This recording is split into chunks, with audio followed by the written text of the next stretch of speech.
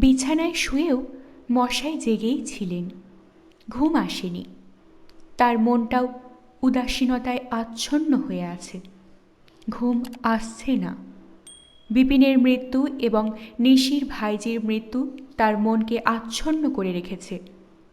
দাঁতুর কথা, ওই লোকটার ওপর তিক্ততা মনের কোন কোণে ঢাকা পড়ে গেছে। পাশের বিছানায় আতর বউ ঘুমুচ্ছে। পাশের খোলা জানলাটা দিয়ে খানিকটা রাত্রির আকাশ দেখা যাচ্ছে। শরতের গাঢ় নীল নক্ষত্র খচিত আকাশের খানিকটা অংশ। কানে আসছে ঝিল্লির অবিরাম এক টানা ডাকের শব্দ। তিনিও ভাবছিলেন, মৃত্যু কি? অনিবার্য পরিণতি, দুর্গেয় রহস্য, এসবে মন ভরে না। পুরাণের সেই পিঙ্গল কেশিনীর কাহিনীতেও মনের তৃপ্তি হয় না। অজ্ঞান মুমূর্ষু রোগী বিচিত্রভাবে বেঁচে উঠেছে। তাদের দু একজন বিচিত্র কাহিনী বলে। কেউ বলে সে যেন শূন্য লোকের মধ্য দিয়ে ভেসে যেতে যেতে ফিরে এসেছে। সে শূন্য লোক বিচিত্র। কেউ বলে সে যেন সমুদ্রের মধ্য দিয়ে ভেসে যাচ্ছিল। দুজনের অভিজ্ঞতা একরকম নয়। এতেও নানা প্রশ্ন জাগে মনে। মন ভরে না। একটি কিশোর ছেলের কথা মনে পড়ছে। সে যা বলে গেছে তা অদ্ভুতভাবে মনে গেঁথে রয়েছে তার। অনেক দিন আগের কথা। নবগ্রামের গোবিন্দ পাঠকের ছেলে নসিরাম মৃত্যুশয্যায়। মৃত্যুর বোধ করি মিনিট 15 আগে বলেছিল। সে কি ঘাম! এমন ঘাম তিনি তার সুদীর্ঘ চিকিৎসক জীবনে কম দেখেছেন। আবির সুরকুড়ো মাখিয়ে ক্লান্ত হয়ে গেল শুশ্রূষাকারীরা। ফুরিয়ে গেল আবির সুরকুড়ো যা আনা হয়েছিল। রোমকূপের মুখগুলি থেকে অনর্গল ঘাম বের হচ্ছিল, জলা জমি থেকে জল ওঠার মতো। স্তিমিত হয়ে যাচ্ছিল ধীরে ধীরে। কিন্তু জ্ঞান ছিল ছেলেটির। তিনি দাঁড়িয়ে স্থির দৃষ্টিতে দেখছিলেন। নারী তার আগে থেকেই নেই। কে তাকে ডেকে জিজ্ঞাসা করেছিল, নসু, নসু, নসু, অনসু। ধীরে ধীরে ক্লান্ত চোখের পাতা দুটি খানিকটা খুলে গিয়েছিল। চোখের দৃষ্টিতে সাড়া দেওয়ার ইঙ্গিত ফুটে উঠেছিল। অতি ক্ষীণ কণ্ঠে বলেছিল, অ্যাঁ, কি কষ্ট হচ্ছে তোমার? খুব কষ্ট? ক্লান্তির সঙ্গে ঘাড় নেড়ে বলেছিল, না। তবে একটু চুপ করে থেকে চোখ বুজতে বুজতে বলেছিল, মনে হচ্ছে আমি কি, আমি যেন অনেক দূরে চলে যাচ্ছি। তোমাদের কথা ভালো শুনতে পাচ্ছি না, তোমাদের ভালো দেখতে। ঘাড় নেড়ে জানাতে চেষ্টা করেছিল, পাচ্ছে না দেখতে। যেন আবরণ পড়েছে এবং সে আবরণ ক্রমশ ঘন হয়ে উঠছে। এর চেয়ে ভালো বিবরণ তিনি আর শোনেন নাই। কে? কনুইয়ে ভর দিয়ে উঠে জানলা দিয়ে বাইরে পথের দিকে তাকালেন মশাই। আলো হাতে দুজন লোক। কারা? কার কি হলো? কে? আজ্ঞা, আমরা পরাণ খাঁ সাহেবের বাড়ি থেকে আসছি। কি হলো? বিবি তো ভালো আছে। আজ্ঞা না, বড় বিপদ। বিবি বিষ খেয়েছে মালুম হচ্ছে। বিষ খেয়েছে? কি বিপদ? ধর্মর করে উঠলেন মশাই। আশ্চর্য! মানুষ আবার বিষও খায়, গলায় দড়িও দেয়, কাপড়ে আগুন লাগিয়ে পুড়েও মরে, জলে ঝাঁপ দেয়। পরাণ খাঁ দু হাতে মাথা ধরে চুপ করে বসেছিল। মুখখানা তার ভয়ঙ্কর হয়ে উঠেছে। বিবি কলকে ফুলের বীজ বেটে খেয়েছে। পরাণ তাকে দেখে দীর্ঘশ্বাস ফেলে উঠে দাঁড়াল। পরাণেরও চোখ দুটো লাল হয়ে উঠেছে। বললে, সরকারি ডাক্তার ঠিক বলেছিল মশাই, রোগ রোগ, ও আর সব মিছা কথা, মেয়েটা নষ্ট মেয়ে, আমার মতো বুড়ো ওকে ছোঁয়, তাই রোগের ছলা করে পড়ে থাকতো, বিষ খেয়ে গল গল করে বুলছে সব। বাঁধা বন্য মহিষের মতো গর্জে মাথা নেড়ে পরাণ বললে, ওই হারামি গোলাম, ছামুতে পেলে বেটার গলার নলিটা আমি ছিঁড়ে নিতাম। ওই হারামি হারামি রব্বানি আর ওর মা হারামজাদি বাঁধি, এককালে হারামজাদি আমার।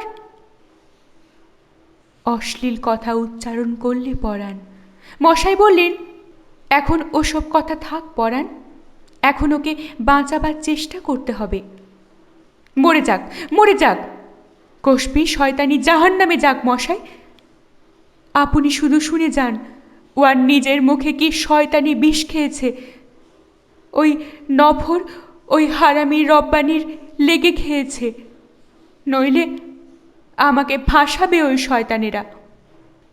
পরাণ দু হাতের মুঠোয় নিজের বারবি চুল ছিঁড়ে দন্তহীন মুখের মাড়িতে মাড়িতে টিপে বললে, আহ, নিজের ঘরে আমি নিজে শয়তান ঢুকিয়েছি। আহ, সরকারি ডাক্তার ঠিক বলেছিল। পরাণের বিবি নিজে মুখেই সব বলছে, গোঙাচ্ছে, মধ্যে মধ্যে কথা বলছে, গোঙাতে গোঙাতে বলছে, পোড়া নসিব, পোড়া নসিবের সবই তো মানেই নিয়েছিলাম কোনো রকমে। খা, রব্বানিকে তুমি ঘরে ঢুকালেই বা কেনে, ও আর মাকে বা রাখলা কেনে, রেখে যা হবার হয়ে যখন গেল তখন তারে দূর করে বা দিলা কেনে। ঘটনাটা ঘটেছে এই। কাল বিকেলবেলা থেকে পরাণের বিবি বমি করতে আরম্ভ করেছিল। প্রথমটা ওটাকে অন্যতম গর্ভলক্ষণ বলেই মনে হয়েছিল সকলের, কিন্তু বারবার বমি এবং সেই বমির সঙ্গে কয়েদ বেল, বনফুল, লঙ্কার খোসা ইত্যাদি উঠতে দেখে প্রশ্ন ওঠে, এসব বিবি পেলে কোথায়, কে এনে দিলে? বিবির তখন প্রায় অজ্ঞান অবস্থা। অনুসন্ধান করতে গিয়ে কেঁচো খুঁড়তে সাপ বেরিয়ে পড়ে। পরাণের বিবির খাস ঝি ও রব্বানির মা অত্যন্ত সমাদর এবং অনেক তরিবত কয়েদ বেল, গুড়, লঙ্কা, নুন মিশিয়ে চাটনি করে এনে খাইয়েছে, তার সঙ্গে কাঁচা বনফুল। এ আজ নূতন এবং একদিন নয়, এ চলছে কয়েকদিন ধরেই। কোনো দিন বাজারের মিষ্টি, কোনো দিন তেলে ভাজা, কোনো দিন অন্য কিছু আসছেই। নিজের হাতে মুখে তুলে দিয়ে সাকিনা বেওয়া বিবিকে খাইয়েছে, এনে জুগিয়েছে রব্বানি। নতুন নকশা পেরে শাড়িও নাকি দিয়েছে বুড়ি পরাণের বিবিকে। পরাণের বড় বিবি কথাটা বলেছে, সে নিজের চোখে দেখেছে রব্বানিকে কাপড় হাতে বাড়ি ঢুকতে, নিজের মায়ের হাতে দিতে, এবং সেই কাপড় নতুন বিবির পরনেও সে দেখেছে। পরাণের বুকের মধ্যে লোহার ডাঙুস পড়ছিল। রাগের মাথায় সে প্রথমেই বড় বিবির চুলের মুঠো ধরে টেনে বলেছিল, ঝুটাবাত। বড় বিবি আল্লাহর নামে কসম খেয়েছিল। বড় বিবিকে ছেড়ে দিয়ে পরাণ খুঁজেছিল সাকিনা বেওয়া আর বাঁদির বাচ্চা রব্বানিকে, কিন্তু তারা দুজন তখন ফেরার, খুব হইচই করতে। পরাণ পারেনি। আশপাশ গ্রামে হিন্দু মুসলমান দুই জাতের মধ্যেই তার দুশ্মন আছে। আজ 4-5 বছর ধরে নতুন কেনা জমি নিয়ে তাদের সঙ্গে 5-7টা মামলা চলছে। রব্বানি মাকে নিয়ে তাদের কারুর বাড়িতে যে আশ্রয় নিয়েছে তাতে সন্দেহ নাই।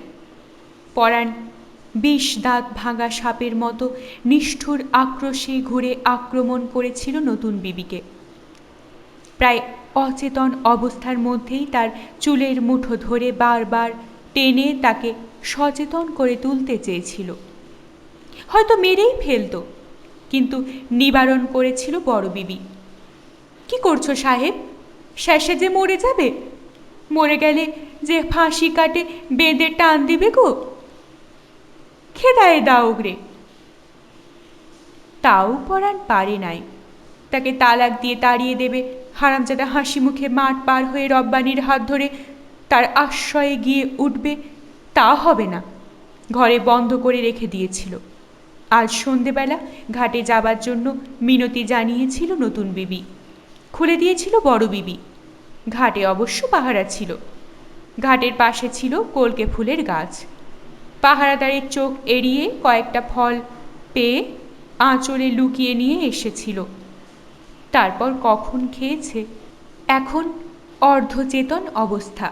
মরে গেলে ক্ষতি নাই, জাহান্নামে যাক, নষ্ট দুষ্ট আওরাত, কসবি খান কি হারামজাদি। মশাই শুধু নিজের কানে শুনে রাখুন, হারামজাদি নিজে বিষ খেয়েছে, পরাণের এতে কোনো দায় নাই, সে নির্দোষ। সুন্দরী তরুণী মেয়ে, বিষের ঘোরে অর্ধ সচেতন, বিষের যন্ত্রণায় ভেতরটায় মোচড় দিচ্ছে। দম যেন বন্ধ হয়ে আসছে, মুখ নাক দিয়ে গ্যাচলা বেরিয়ে আসছে, বুকে চাড়া দিয়ে উঠছে, যেন বুকটা শতধা বিদীর্ণ হয়ে যেতে চাইছে। চোখ দুটি অর্ধ নিমিলিত লাল, সর্বনাশের ঘোর লেগেছে। বিশ্বস্ত বেশবাস, মাথার একরাশ চুল খুলে এলিয়ে ধুলায় ধূসর হয়ে ছড়িয়ে রয়েছে চারিপাশে। লোকদের টানাটানিতে চিমটিতে মধ্যে মধ্যে জ্ঞান আসছে। তখন মুখর হয়ে উঠেছে সে, আহ, মরতেও আমার দিবানা, মরণেও আমার এখতিয়ার নাই, হারে নসিব, হারে নসিব। হেসে আবার বলে, পারবানা মিয়া, পারবানা। রব্বানির শাকের কাছে জাতি দিতে আমারই না পারো, কিন্তু এবার যে বধূর কাছে আশনাই করে তার হাত ধরছি, তার হাত ছাড়াইতে তুমি পারবানা, পারবানা, পারবানা। আহ, আমারে একেবারে ছেড়ে দাও, খানিক ঘুমায়ে লই। আহ, আহ। বলতে বলতে আবার বিষের ঘোরে একটা ঝলক ছড়িয়ে পড়ে তার চেতনাকে আচ্ছন্ন করে দেয়। ঢলে পড়ে মেয়েটি, মাথাটি হেলে পড়তে চায়। মশাই বললেন, পরাণ, তুমি হাসপাতালে নিয়ে যাও বিবিকে। হাসপাতালে? না, আমি তো বলেছি মশাই। মাথা খারাপ করো না পরাণ, তোমার ভালোর জন্যই বলছি। আমি আর সে মশাই নই পরাণ। যখন প্রেসিডেন্ট পঞ্চায়েত ছিলাম তখন একরকম অনেক কেসের হাঙ্গামা আমার হুকুমে মিটে গিয়েছে। আজ সেদিন নাই। আজ আমাকে যখন ডেকেছ, আমি যখন এসেছি দেখেছি, তখন আমাকে খবর দিতে হবে থানায়। তাছাড়া আমি চিকিৎসক, আমি রোগীকে বাঁচাতে আসি, দাঁড়িয়ে দাঁড়িয়ে মরণ দেখতে আসি না। পরাণ গুম হয়ে বসে রইল কয়েক মিনিট, তারপর বললে, গাড়ি জুড়ে নিয়ে আয় রে হানিফ, জলদি। আপনি তাহলে সঙ্গে চলেন মশাই। রাত্রি তখন 2টো। মশাই ডাকলেন, ডাক্তারবাবু, ডাক্তারবাবু। প্রদ্যোৎ উঠে এলো। কে? আমি, জীবন দত্ত। আপনি এত রাত্রে? বিষ খেয়েছে একটি মেয়ে, কলকে ফুলের বীজ, তাকে নিয়ে এসেছি। পরাণ খাঁই স্ত্রী। আমি আসছি এক্ষুনি। ওদিকে কম্পাউন্ডার নার্সরা উঠেছে, তাদের ডেকেছেন? ডেকেছি, 1 মিনিট, আমি আসছি। ঘরের মধ্যে ঢুকে একটা হাফ শার্ট গায়ে দিয়ে সে বেরিয়ে এলো। কোনো প্রশ্ন করলে না, কোনো মন্তব্য করলে না। হাসপাতালে এসে সামনেই কম্পাউন্ডার হরিহরকে দেখে প্রশ্ন করলে, সব তৈরি করতে কতক্ষণ সময় লাগবে? হরিহর বললে, মিনিট পূর্ণ লাগবে বই কি। পটাশ পারম্যাঙ্গানেট লোশন আমি খাইয়ে দিয়েছি খানিকটা। ডাক্তার ঘরে ঢুকতে যাচ্ছিল। পরাণ বলে, আমি চললাম ডাক্তারবাবু, মেয়েটা বাঁচলে পর পুলিশে দেবেন, না বাঁচলে লাশ চালান দিবেন। সেখানে ফেরে ফুরে দেখে যা করবার করবে, সালাম। হঠাৎ ঘুরে দাঁড়িয়ে আবার বললে, আহ, এখনই যদি আপনার কথায় গোসা না করতাম, আপনাকে যদি দেখাইতাম, মশাই বুড়ো লোক, শিকেলের লোক নারী দেখে মরণ তাকতে পারে, ধরতে পারে না। চলে গেল পরাণ। প্রদ্যোৎ ঘরে ঢুকে গেল। মশাই চুপ করে দাঁড়িয়ে রইলেন। এই হতভাগিনী মেয়েটাকে ফেলে যেতে তার পা উঠছে না। হতভাগিনীর এতখানি ছলনা তিনি বুঝতে পারেননি। মুক্ত কণ্ঠে স্বীকার করবেন, তা তিনি পারেননি। তবে এটা তিনি জানতেন, বৃদ্ধ স্বামীর প্রতি তরুণীর বিরূপ মনোভাবও তার অজানা নয়। কিন্তু তার এমন বিচিত্র প্রকাশের স্বরূপটি তিনি অনুমান করতে পারেননি। পরাণের অতিরিক্ত সমাদর ও পত্নী প্রীতিকেই এর কারণ বলে ধরেছিলেন, এবং আদরিণী ভাগ্যবতী মেয়ের দুলালিপনাকে পিতা যেমন স্নেহের চক্ষে দেখেন, সেই চক্ষেই দেখেছেন। তিনি ভাবছিলেন, সন্তান হলেই সেই সন্তানের স্নেহে তার জীবনের অপূর্ণতা পূর্ণ হয়ে যাবে। তার সন্তান ধারণ শক্তিকেই তিনি সরলতর করবার চেষ্টা করে এসেছেন। সে চেষ্টা তার ফলবতীও হয়েছে, কিন্তু সে যে যৌবন প্রভাবাচ্ছন্ন মনের বিচিত্র তৃষ্ণার তাড়নায় এই কুটিল পথে ফলবতী হতে পারে, সে তিনি ভাবেননি। প্রদ্যোৎ ডাক্তার বোধ করি ভেবেছিল। মশাই একটা দীর্ঘ নিঃশ্বাস ফেললেন। মেয়েটার প্রতি শত মমতায় যেন তিনি জড়িয়ে গেছেন। মেয়েটি কতবার তার দিকে সজল চোখে চেয়ে বলেছে, বুঝতে পারি না মশাই বাবা, মনে হয় হেথায় অসুখ, হেথায় হেথায় হেথায়। সব্বখানে গো বাবা, কোনখানে নয়? কি অসুখ তাও ঠিক ধরতে নারী। কনকনানি ব্যথা, যেন বল নাই সার নাই। আবার সময়ে সময়ে ছুলে পরেতেই যেন চিরিক মেরে ওঠে। বলতে বলতে চোখের জল গড়িয়ে পড়ত। কতদিন প্রশ্ন করেছে, মশাই বাবা, আমি বাঁচব তো? চোখে দেখেছেন সে কি ভয়। সেই মেয়ে আজ বিষ খেয়েছে, মুখরা হয়ে উঠেছে, বলছে, পারবানা মিয়া, পারবানা। যে বধূর হাত ধরেছি সে বধূর হাত কেড়ে নিতে পারবাক না। হরিহর বেরিয়ে এলো, বলল, আপনি কি বসবেন মশাই? হ্যাঁ বসবো হরিহর, পরাণ তো চলে গেল, আমি পারছি না, হতভাগিনীর শেষটা না দেখে যেতে পারছি না। দরজাটা খুলে বেরিয়ে এলো প্রদ্যোৎ ডাক্তার। কম্পাউন্ডিং রুমে গিয়ে একটা কি নিয়ে এলো। হরিহর বললে, উনি থাকবেন স্যার? থাকবেন? বেশ তো, তা একা বাইরে বসে থাকবেন? আসুন না ভেতরে। মশাই হেসে বললেন, আমি বাইরেই থাকি, বেশ থাকব। শেষ রাত্রির আকাশের দিকে তাকিয়ে তিনি বসে রইলেন। আকাশে নক্ষত্রদের স্থান পরিবর্তন ঘটছে। কালপুরুষ অনেকটা সরেছে। বৃশ্চিকের বাঁকা লেজের ডগায় ওই দেখা যাচ্ছে। সপ্তর্ষিমণ্ডল পাক খাচ্ছে। ওই বৈশিষ্ট্যের নিচে অরুন্ধতী।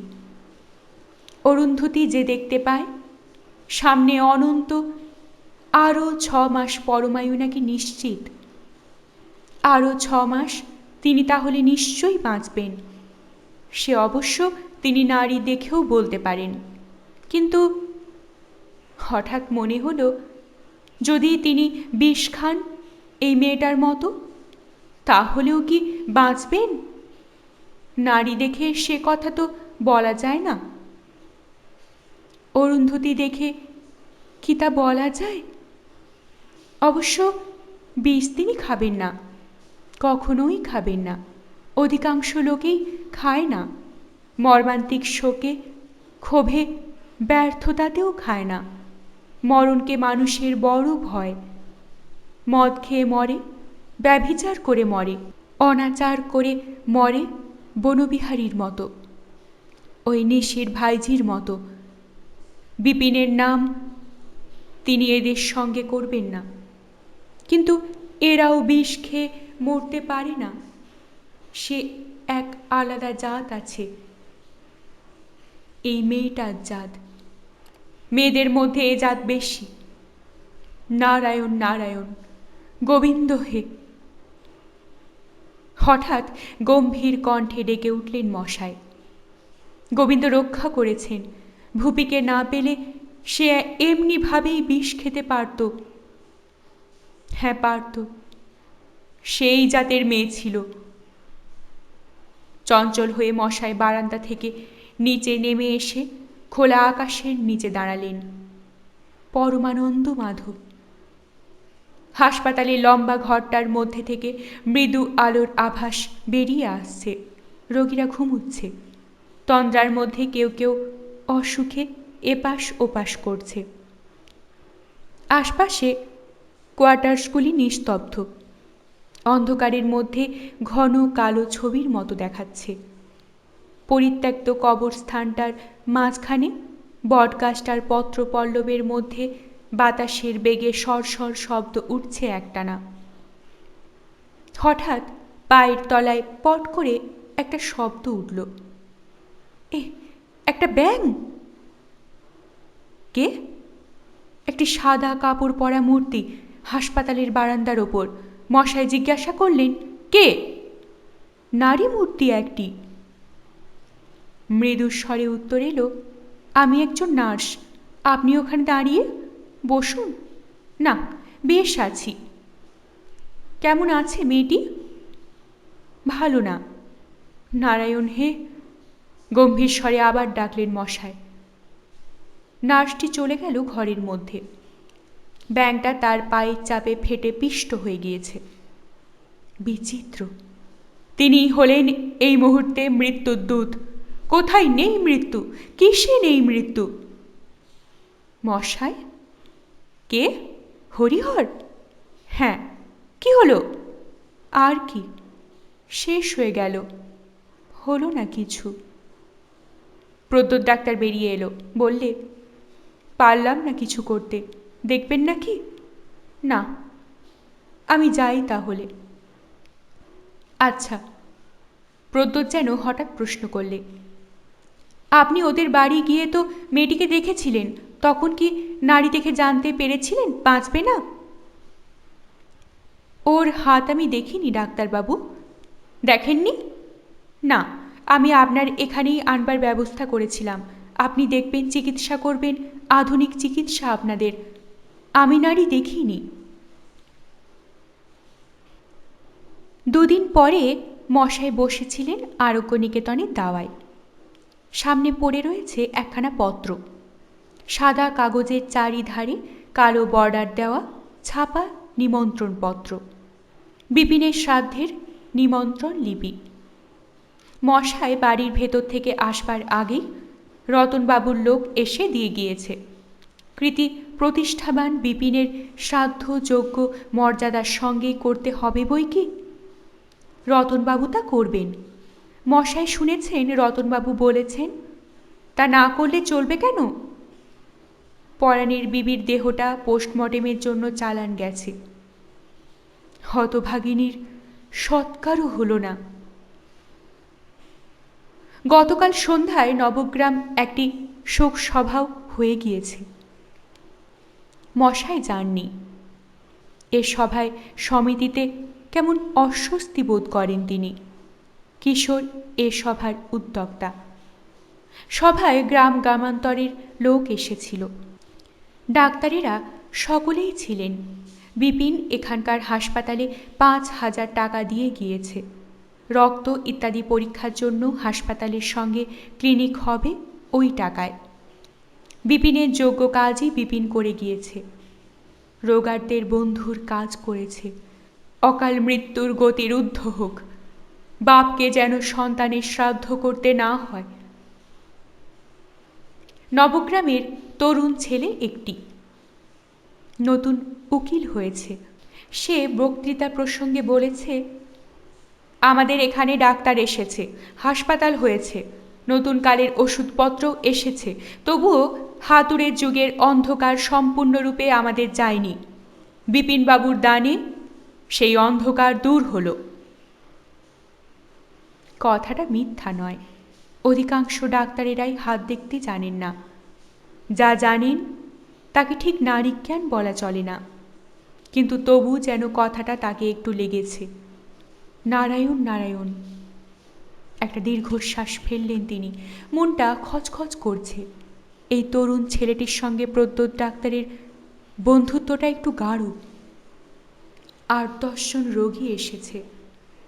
রোগী আবার ২-১ জন করে বাড়ছে।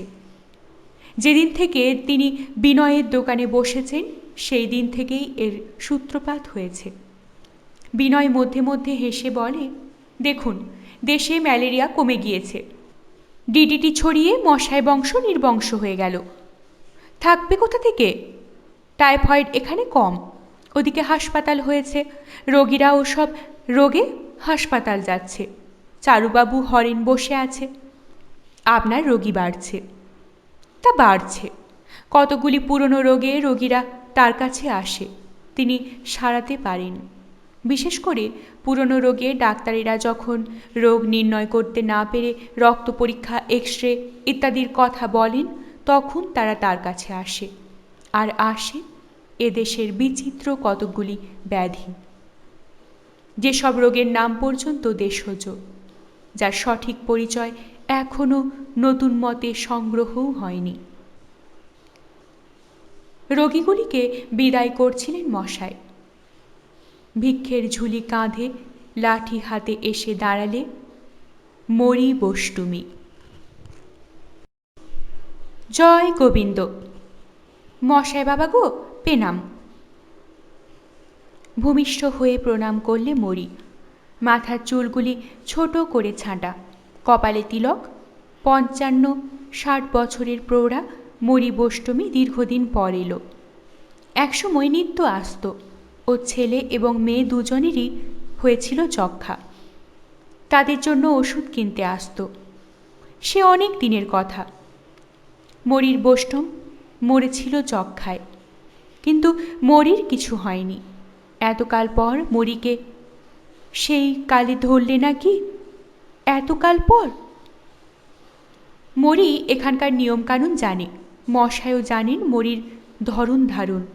এখন কি হয়েছে প্রশ্ন করলে মরি বলবে, সকল জনাকে বিদায় করুন বাবা, তারপর বলছি। সকলের হয়ে গেলে তার দুটি পায়ে হাত রেখে বলবে, বাবা ধন্বন্তরী, আপনার অমৃতের ভাণ্ডার। আমি অভাগিনী, আমি পাপী, আমার ভাগ্যে বিষ, বিষের জ্বালায় ছুটে এসেছি, দয়া করুন। দয়াতে অবশ্য মরির জ্বালা জুড়ায়নি। যক্ষাতেই স্বামী পুত্র কন্যা গিয়েছে। মরি ছেলে মেয়ের মৃত্যু বসে বসে দেখেছে, কাঁদে না। বলেছে, যার ধন সেই নিলে, আমি কেঁদে কি করব? আমি কাঁদব না। শুধু ঠাকুর, তোমার চরণে এইটুকুন নিবেদন, আমাকে নাও, আশ্রয় দাও, বড় তাপ। প্রভু, চরণ ছায়ায় আমাকেও জায়গা দাও, এক পাশে এক কোণে। শেষ রোগীটিকে বিদায় করে মশাই বললেন, কি হলো মরি? ডাক এলো নাকি তোর? হঠাৎ তুই? মরি এগিয়ে এসে ঠিক আগের মতন পা দুটি ধরে বললেন, না বাবা, মরির সে ভাগ্যি হয় নাই। ছেলেবেলায় 12 মাস রোগে ভুগতাম, 2-3 বার মরো হয়েছিলাম, তাই বাবা মায়ে নাম রেখেছিল মরি। তাই সেই ছেলেকালেই সকল ভোগ শেষ হয়েছে। এখন মরি পাকা তাল গাছের মতো শক্ত। আমি এসেছি বাবা আপনার কাছে, এসেছি কালীর দেবাংশী ওঝা মশাইয়ের জন্য, অভয়ার জন্যে। আপনার বন্ধু মিশ্র মশাইয়ের বেটার বউ, শশাঙ্কের বউ। চঞ্চল অধীর হয়ে উঠলেন মশাই। শশাঙ্কের স্ত্রী? সমস্ত শরীরে যেন একটা কম্পন বয়ে গেল। হ্যাঁ বাবা, সেই পাঠালে, বললে তুমি একবার মশাই জ্যাঠার কাছে যাও মরি, আমার স্বামীর দুদিনের জ্বরে হাত দেখে। হ্যাঁ হ্যাঁ, কিন্তু কিসের জন্যে, কি হয়েছে? বড় অসুখ বাবা। বললে আমাকে একবার দেখে যেতে বলবি, আমাকে বলে যান আর কতদিন আমার বাকি।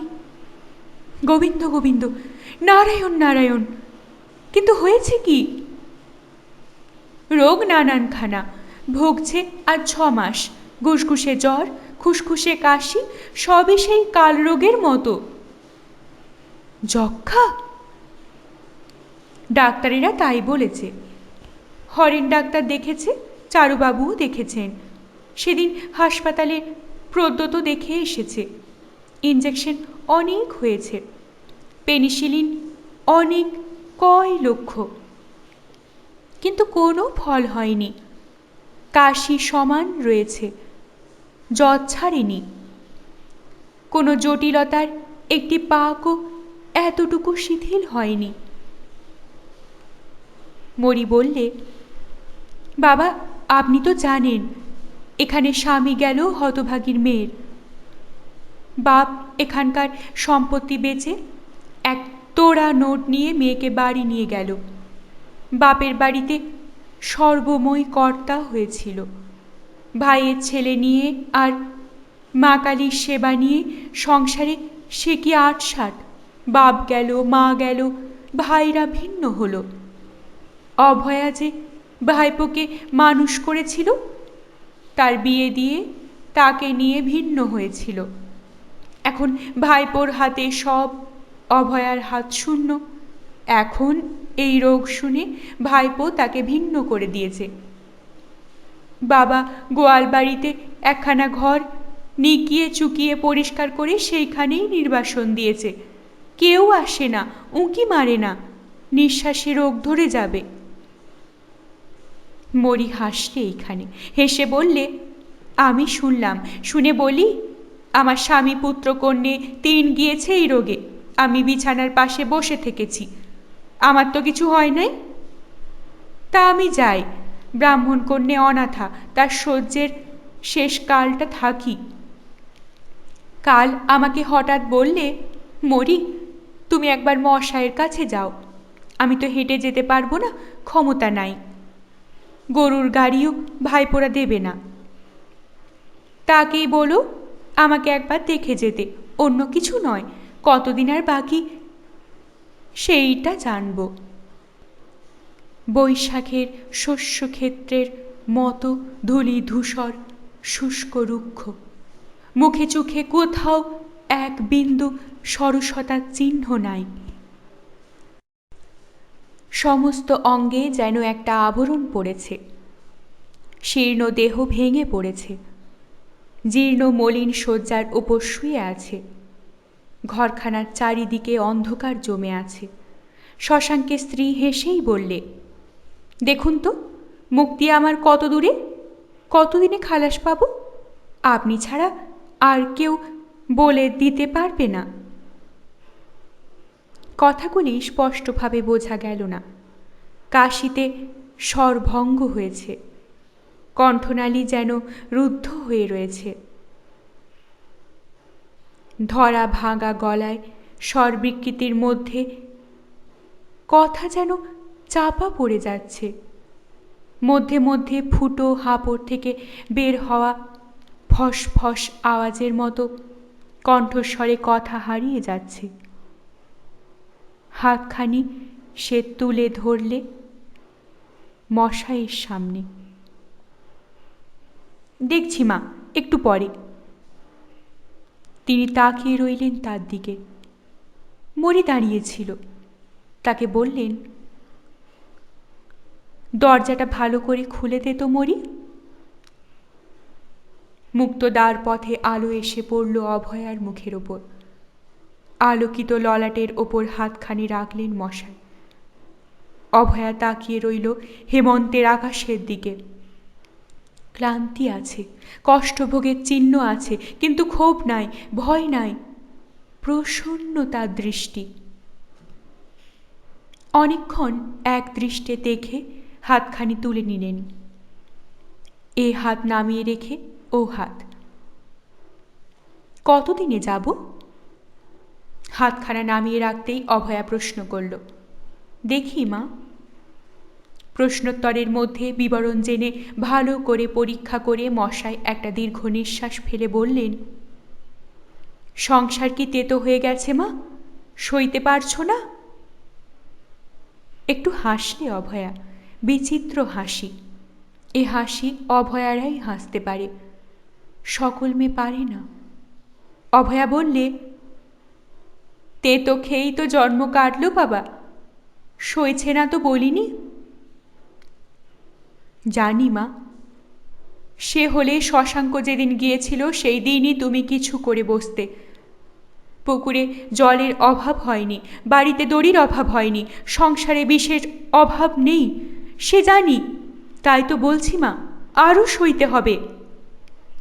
এ তোমার জটিল রোগ, 5টি রোগে জট পাকিয়ে জটিল করেছে, মৃত্যু রোগ নয়, যক্ষা তোমার নয়। নয়? উঠে বসল অভয়া। না। ডাক্তারেরা যে সকলে এক বাক্যে বলে গেল। তারা তো এক্সরে করতে বলেছেন। হ্যাঁ, এক্সরে করবার দরকার নেই মা, ওরা বুঝতে পারেনি, ভুল চিকিৎসা হয়েছে। তুমি 1 মাস 1.5 মাসের মধ্যেই সেরে উঠবে মা। সংসারে তোমাকে আরও কিছুদিন থাকতে হবে। স্তব্ধ হয়ে বসে রইল অভয়া। আমি ওষুধ পাঠিয়ে দেব, নিয়মের কথা তোমাকে বলতে হবে না। তুমি শুদ্ধাচারিণী, নির্লোভ, আমি তো জানি। আকস্মাৎ 2টি জলের ধারা নেমে এলো মেয়েটির 2 চোখের 2টি কোণ থেকে। চোখ ফেটে যেন জল বের হলো।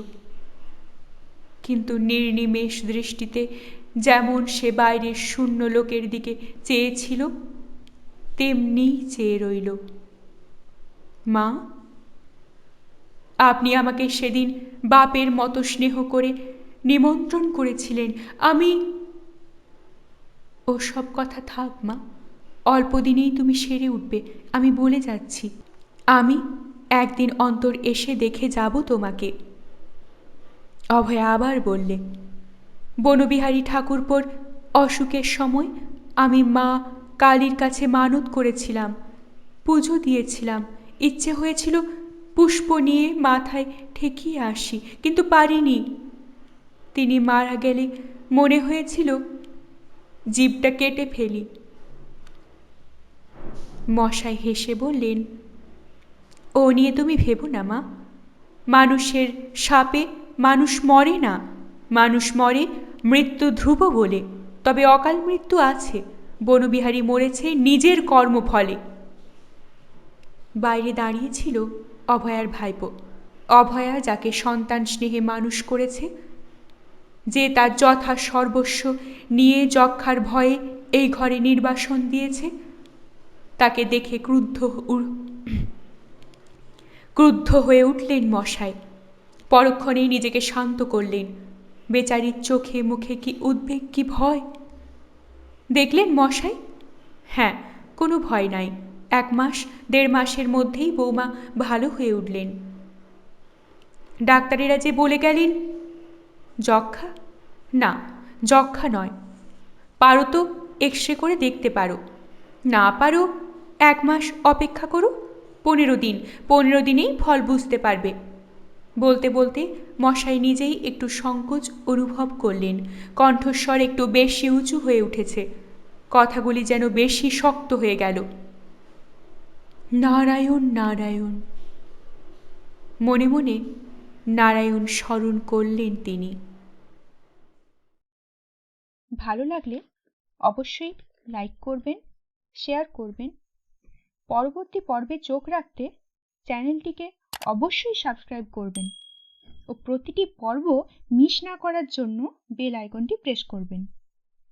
আপনাদের অভিমত কমেন্ট বক্সে অবশ্যই জানাবেন। অনেক ধন্যবাদ। নমস্কার।